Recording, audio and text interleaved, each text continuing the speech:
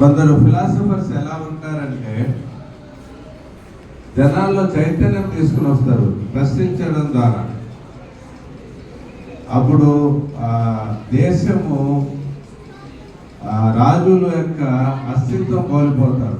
ఎప్పుడైతే ప్రశ్నించడం మొదలు పెడతారో అప్పుడు వాళ్ళు ఇబ్బంది పడతారు.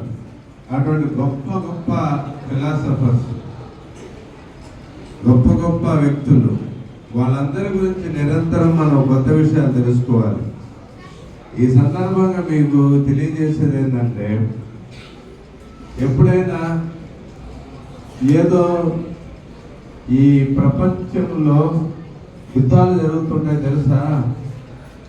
ఆఫ్ఘనిస్తాన్ మీద యుద్ధం జరిగింది, తర్వాత ఇంకా ఇరాన్ మీద జరుగుతుంది, రకరకాల దేశాల మీద, బలహీనమైన దేశాల మీద యుద్ధాలు జరుగుతుంటాయి. అక్కడ పిల్లల పరిస్థితి ఎలా ఉంటుంది? తిండికి ఇబ్బంది పడతారు, మంచినీళ్ళకు కూడా ఇబ్బంది పడతారు.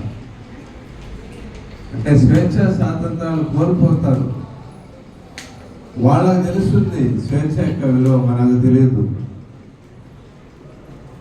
ఒక 70 ఏళ్ల క్రితం, 80 ఏళ్ల క్రితం మన పూర్వీకులు తెలుస్తుంది ఈ స్వేచ్ఛ అనేది ఎంత ఇంపార్టెంట్.